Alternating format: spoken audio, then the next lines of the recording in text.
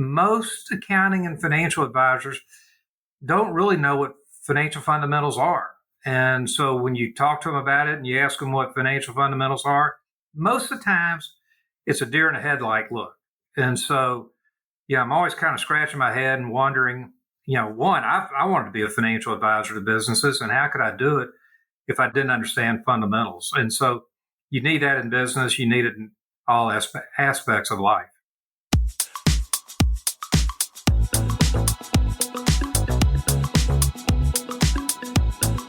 Hey, it's the Profit Answer Man, Rocky Lalvani.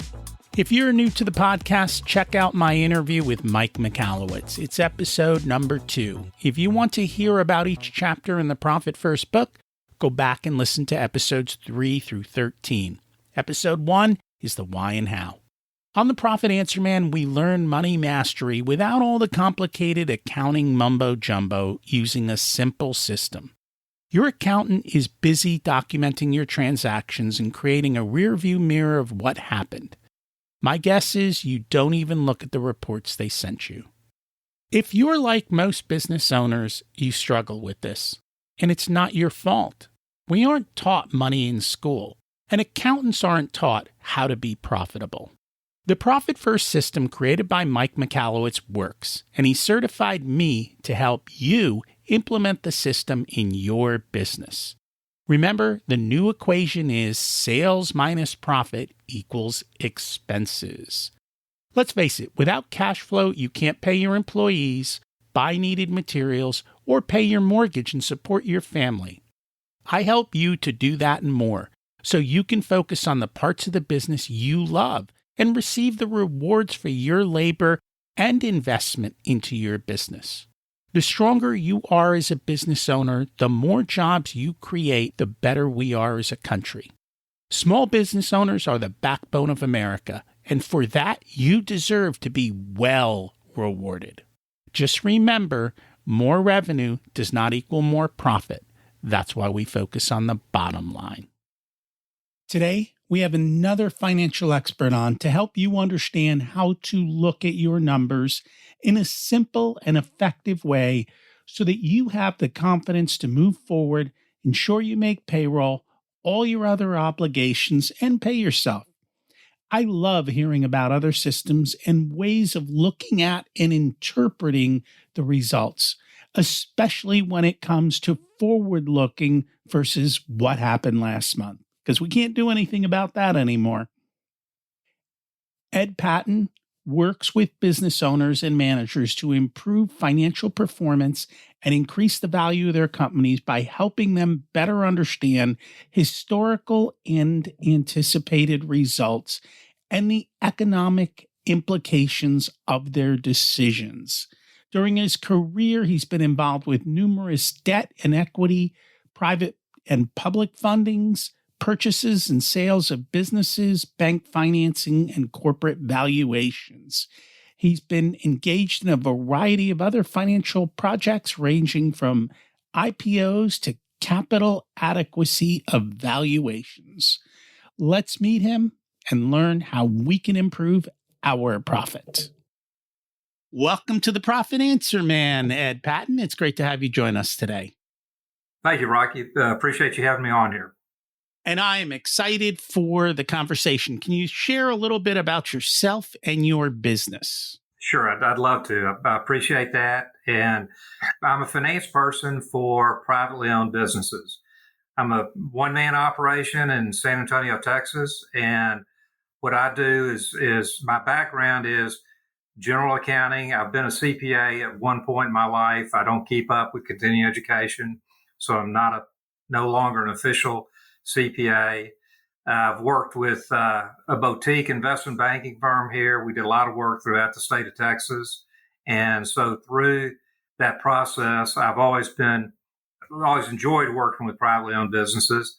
And I've been both sides of sort of the financial fence, and that is generating the financial information from my old accounting days to working on investment banking transactions, helping people buy businesses, sell businesses, raise debt money, raise equity money, just general capital transaction situations. always with small to mid-sized businesses, which range from early stage to about 100 million in sales.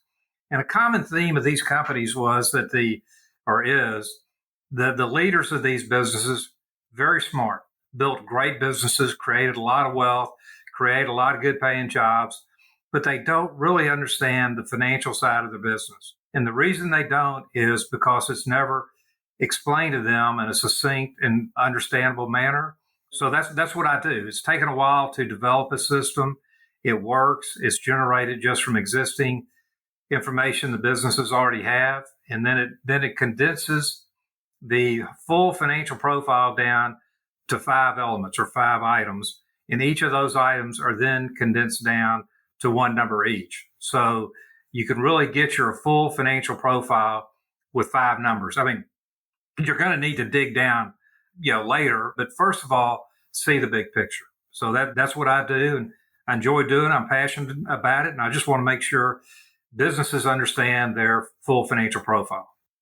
And I think we're in alignment there. I love helping businesses. I love helping them make money and keep money and remove money from their business because, the reality is life keeps changing. And when you've got money outside the business, you can weather the storm, which is the most important thing. Survive for tomorrow, and then we'll figure it out from there.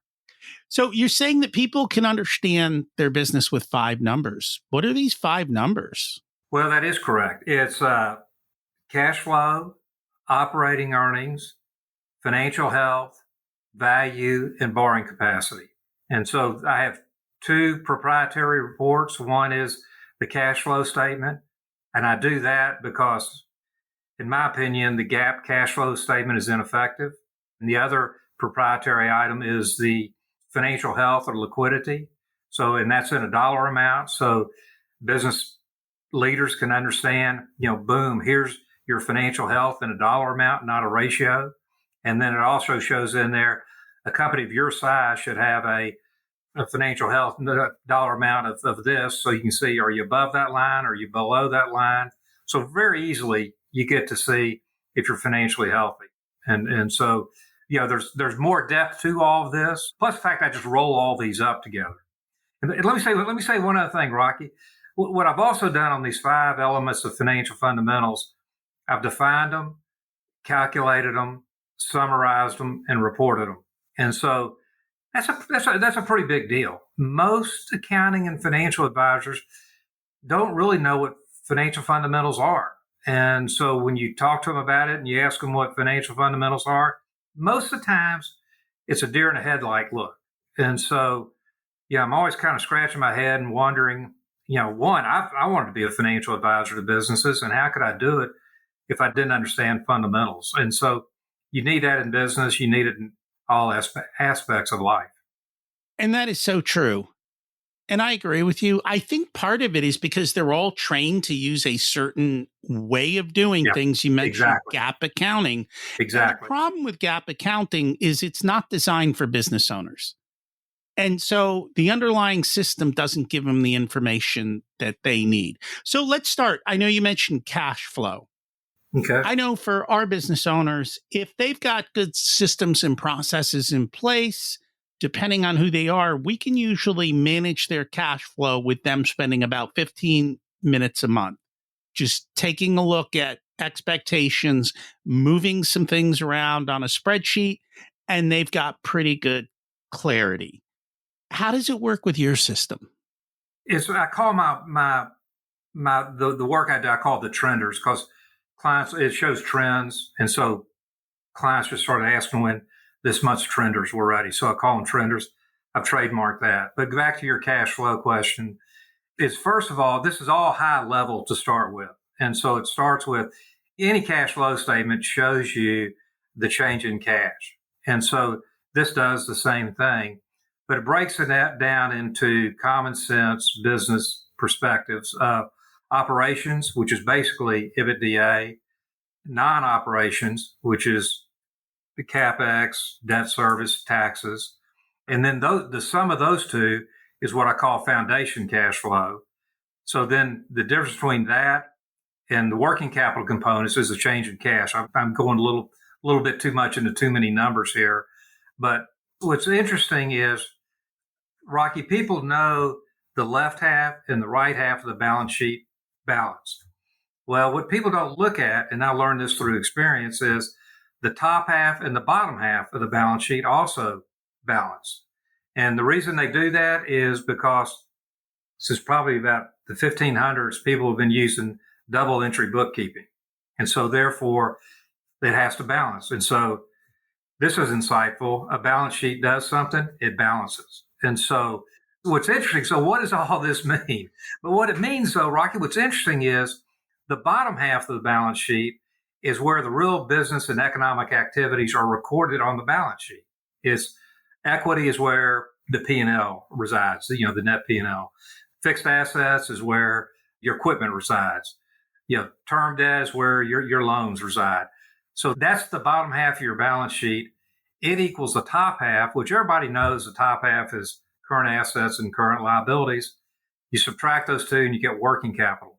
Same thing, you go to the bottom half of the balance sheet, you subtract those two, they equal the working capital. And I call that foundation cash flow. And so what this does, it shows the change in foundation cash flow, which are the business and economic activities. Then you start to look at, everybody on cash flow focuses, and I shouldn't say everybody, but if I had a nickel for every article or whatever I wrote about, you need to manage working capital components well, receivables, inventories, payable. If all of us had a nickel for every time we read about that, we'd have a really large stack of nickels. But as far as cash flow goes, that's the tail on the dog. The main thing is the foundation cash flow. Then you look at the working capital components or holding tanks. Those are really holding tanks. And yes, you need to manage those well, like you need to manage all aspects of your business well.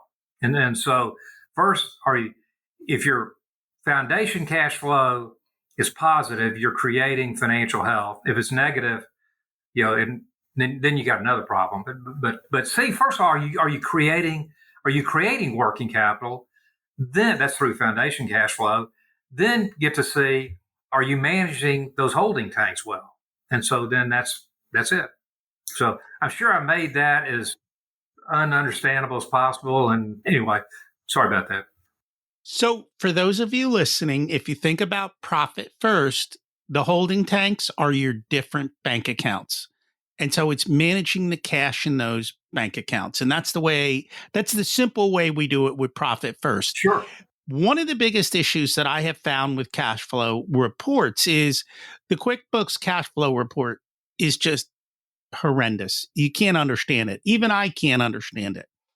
The other problem is people don't always do good reporting, meaning they're not properly reporting their loan payments and everything else, which then affects what you were talking about. Absolutely. If it's not done every month correctly, meaning you're getting your loan balance statements and putting the right entries in, you don't have clarity on that. And so those are the two biggest problems that I've noticed. The other thing is people just look at cash as all the same. And what you're basically saying to us is your business through its operations needs to create a positive cash flow from the business operations, not from borrowing, not from changes in debt, not from all this other junk that goes on, but from that simplicity. And if you can do that, everything works out. And there's a million different factors to this. We've covered it before. It's understanding how they all flow together and what caused that change. But at the end of the day, if more money is coming in from your business than is going out, forget about all the loans and all of that, then things will generally go well. I agree, Rocky. That's well put. And especially from your business, from being, as you've already said, but it's not from loan receipts, or it's really not collecting receivables from 3 months ago. It's from what's going on, this month in your business, and next month and next month. Exactly. So we talked about one of the numbers, cash flow. The other, did you say financial health? Well, I did. Okay, but the five are, there's cash flow, and then there's operations, which you've already alluded to, is how much is the operations generating, and basically that's EBITDA. It's It's a little different, but it's basically EBITDA. And it's really that's your business right there. That is your business. You've already said it. Is that number covering all your other costs? If it doesn't, you're going to have to go grab that money somewhere. So those are the first two, the cash flow and the operating earnings. And so those are really a means to an end. And the other three are then the capital items. And there's financial health, value, and borrowing capacity. And so those are the five. So if we looked at financial health, what do you consider financial health? Sure. First of all, let me say what it is not. Most financial health is, when it's discussed, it is current ratio or quick ratio, some kind of ratio. And again, you're talking to people running businesses that are designing products, they're building products, they're hiring people, they're worried about the competition, they're doing this, that, and the other. And you come in and tell them, Rocky, you've got a financial health problem. Your current ratio is 0.95 to 1. It ought to be 1.35 to 1. You're going to go, well, what does that mean? And if you ask me that, I have to tell you, I don't really know. I'd have to tell you a higher number is better than a lower number. But other than that, I really don't know. And so this, again, like the cash flow, I've got one other proprietary report, and that is the liquidity or the financial health, which is it's cash on hand plus availability on the line of credit, because you can go on the phone and you can go on the internet, get that money. Less past due payables, because you can always build up cash by not paying your payables. Then less one other thing, and that is upcoming big payments like taxes. I try to get companies to accrue 40% of their earnings to income taxes every month. I'm not always successful with it. I get pushback from actually their accountants and sometimes their bankers. But anyway, but the sum of those numbers gives you your financial health number. And what I found over time is that when that number is at or above 1 month's cost to run the business, you're healthy. And so I'm not sure why it's that number, but it's just, anecdotally looking at a lot of businesses across the board, it works. And so just say your cost to run the business is $1 million a month. And if your liquidity is $1,250,000, I mean, you're in great shape. And this is all graphed out each month, so you can see it visually. Now, if it should be $1 million. If you're at 750, I mean, that's not the end of the world. You're below $1 million, but you're above zero. Where you really start to worry is when you start heading towards zero. That's when you really need to, start making some changes. So anyway, that's my financial health calculation if that works. It does. So just to convert this into the world of profit, first, accruing taxes is your tax account where you take the money every month, you allocate it to the tax account, you're covered. When the tax bill comes, you stroke a check, you don't have to worry. It's ready to roll. So that's the way we do that. Very similar way to kind of what you're talking about. I will say this, I don't like 1 month of cash in the bank. No, it's 1 month. It's 1 month of liquidity, which is, again, cash availability on the line of credit. And I understand that. Okay. But small businesses go like roller coasters. Yeah.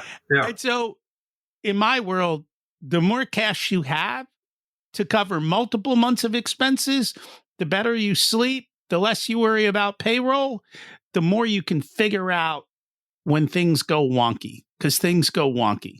And I know business owners can't stand having a few months of cash in the bank.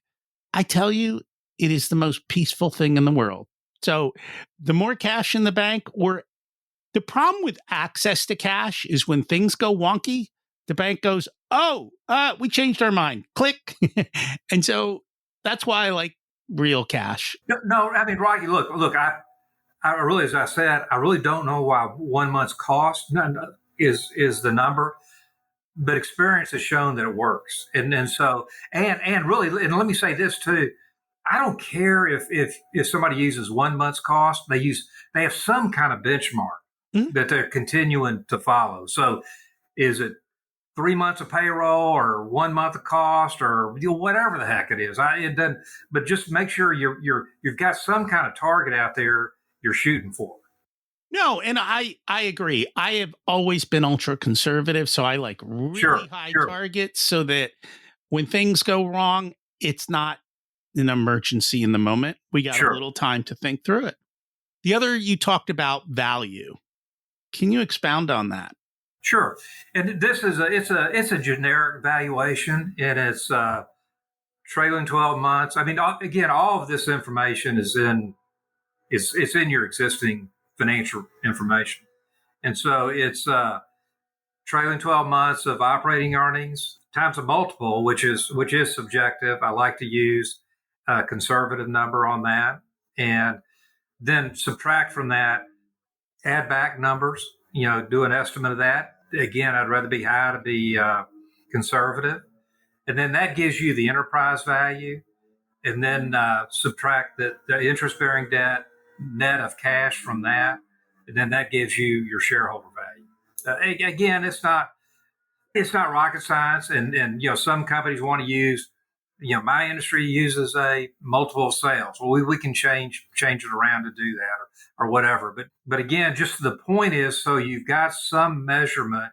And again, this is all graphed out. There's a table to show the calculation. There's graphs to show which direction it's moving. And so it's good information to have. And I agree with you. I think you said something that's really important.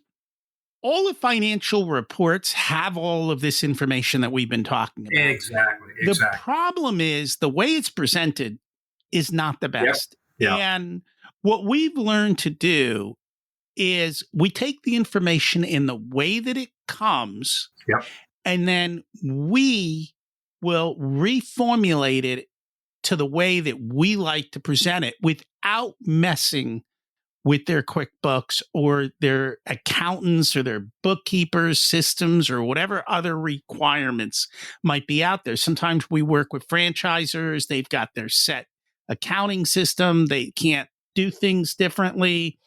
Other times their CPA is doing it for a particular way, and that people keep messing up the books. And so what I've learned is, give me what you got.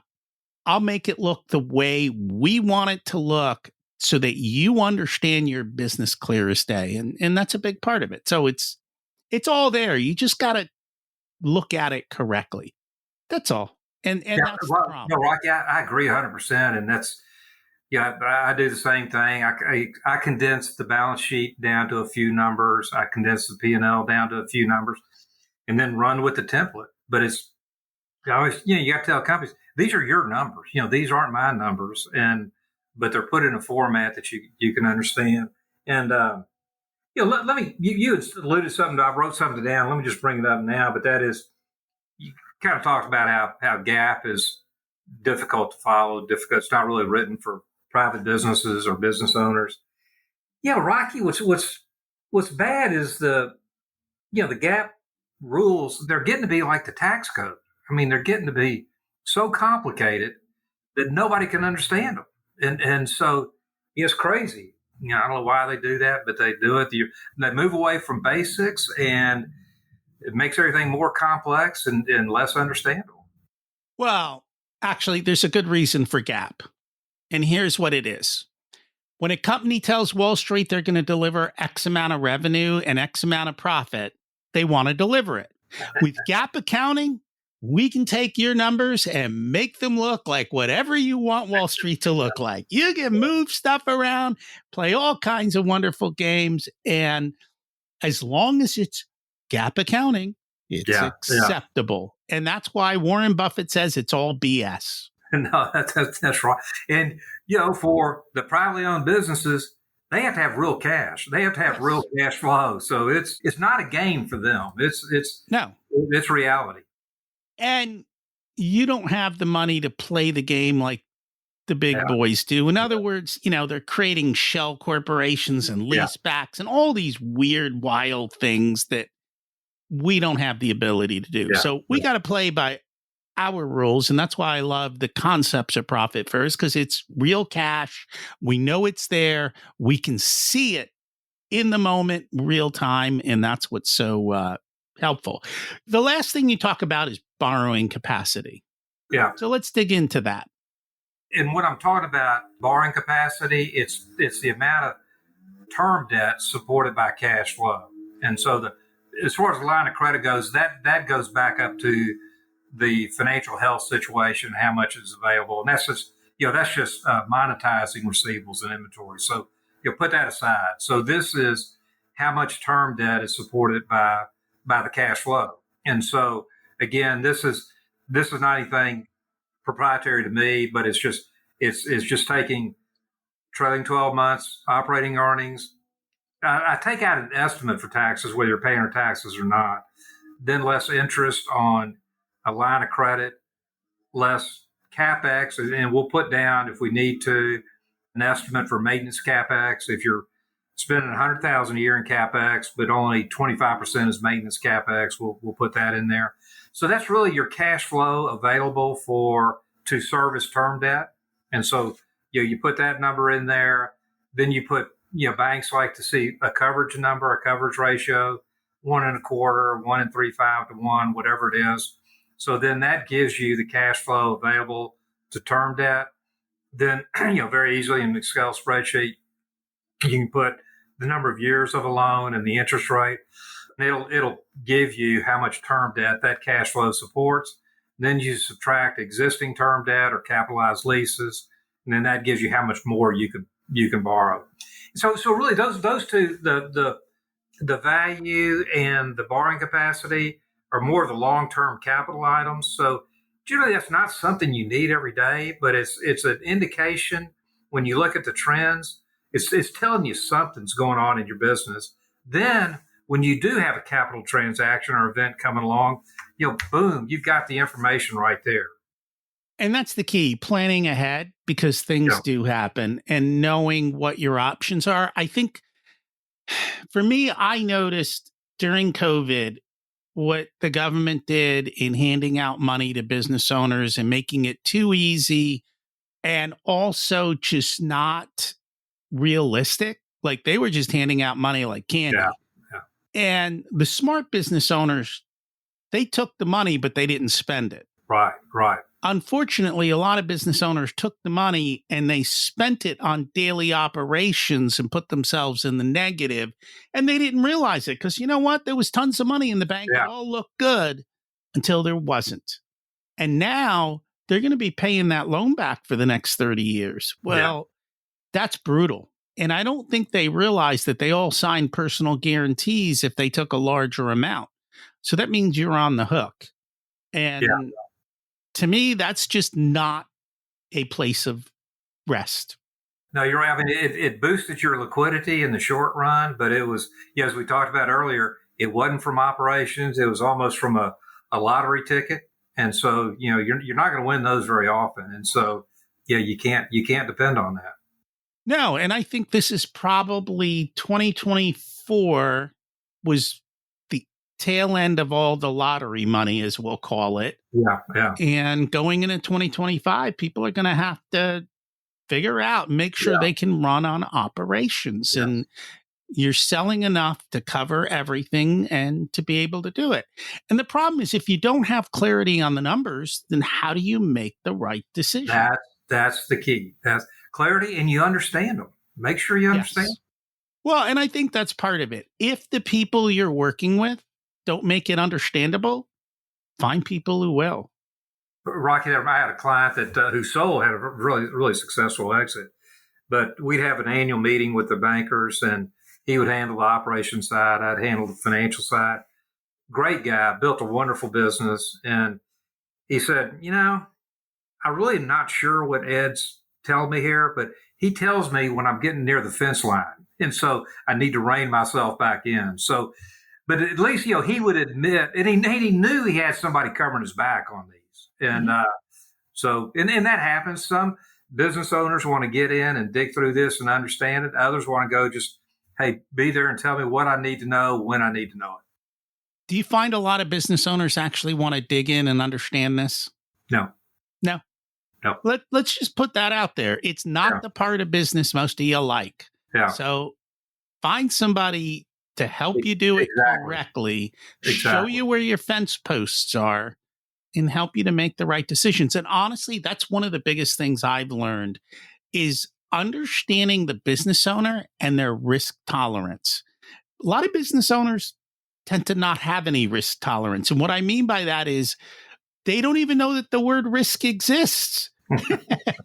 Like, whoa, we got to put some fences around these crazy ideas. And you got to show me that it's going to pencil out when we start. And then you got to show me that once you get going, that what you said is what's actually happening. Because if we're not on track, we got problems. And so we like to make sure that we are always on track and we've got the right goals set. And we do it like you do it, simplicity. How do we make this simple, easy, understandable?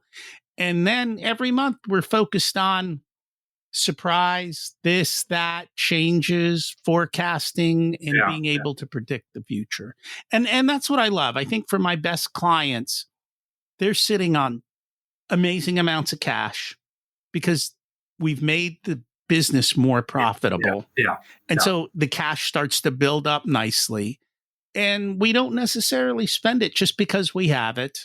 And they've got the forward-looking systems in place to say the next 3-6 months are looking good. Okay, here are my action items for the next 30 days. Here's where I need to focus. Here's what I need to fix. Let's figure out how to do that. And off we go and running. I agree. And Rocky, I agree 100% that the two categories I say there's finance and there's operations. And so those are not the same things. And so understand the finances, then, you got to do them both, hand in hand. But understand the finance side part of it and then start making improvements to the operations. Correct. And what I say a lot of times is the negative profit sometimes is found in the bad operations. Yeah. Oh, yeah. No. I'm not saying don't do it. No, I know that. But they are tied together. Bad operations results in no profit. And sometimes the numbers just don't make sense. And you start looking at them and you're like, I'm telling you what, here's what I think the problem is. And sometimes it's a pricing problem. They're just not charging enough. There's a whole variety of different levers that we look at. And once we realize which lever is wrong, then we can focus on correcting it. Yeah, I agree. And this is how it affects the overall high level picture. Yeah. Any closing thoughts of anything we didn't cover today? No, but Rocky, I just think these are great conversations for businesses to have, for business leaders to have, and those who advise them. And just say, guys, just make sure, whether it's you, me, or somebody else, make sure your client, your boss, understands the finance side. And there's one quote I like. There's a lot of great quotes, but it's an Albert Einstein quote, and that is, I'm sure you've heard it a million times, but if you can't explain it to a 6-year-old, then you don't really understand it yourself. So we all have to kind of put ourselves in that, ask that question. Can I really explain it? And I'll take that one step further. Okay. If you can't explain what your business does to a 6-year-old, then you got a marketing problem because nobody understands the problem you solve and the value you bring. Yeah. And I think for a lot of businesses, that's truly the case as well. These are universal principles. They apply to every single part of the business. You got to bring it all together. If people would like to learn more about you, where can they find you? I've got a website, pattontrender.com, and a phone number, 210-822-9977. So I'd love to hear from anybody. I've got an email address, which is info@pattontrender.com. Awesome. I will put that all in the show notes. Thank you so much for joining us today. Thank you, Rocky. I enjoyed it. What's the best system to track and improve your finances? The one you will use and stick with. How is yours working out, and is it serving you with the information you need to move forward? The key is to ensure the business itself is creating enough free cash flow to pay the bills, your loans, your taxes, and you, the business owner, at a level you expect. If it's not, it's time for a change. And sometimes we need help. Here you've got two people who can help you. And remember, you don't need more resources. You need to be more resourceful. Let's always focus on the bottom line. If you'd like for us to be a part of your profitability journey, we have different programs available ranging from do-it-yourself to one-on-one coaching. Our course, The Profit Blueprint, teaches you everything you need to know to transform your profitability. There are 3 different tiers ranging from DIY to done with you so that businesses of all sizes can get the support that's best. Join the waitlist in the show notes to get more information and be a part of the next cohort.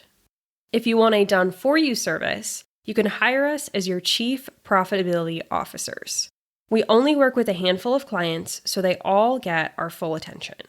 We work with business owners who have or are growing to $500,000 to $10 million in revenue.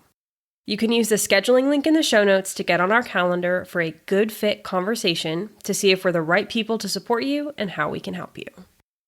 Remember to check out my other podcast, Richer Soul, where we talk about how to live the ultimate life and be the best business owner you can be. As we close out, let's repeat the mantra. Revenue is vanity, profit is sanity, and cash is king. Have an abundant and profitable week.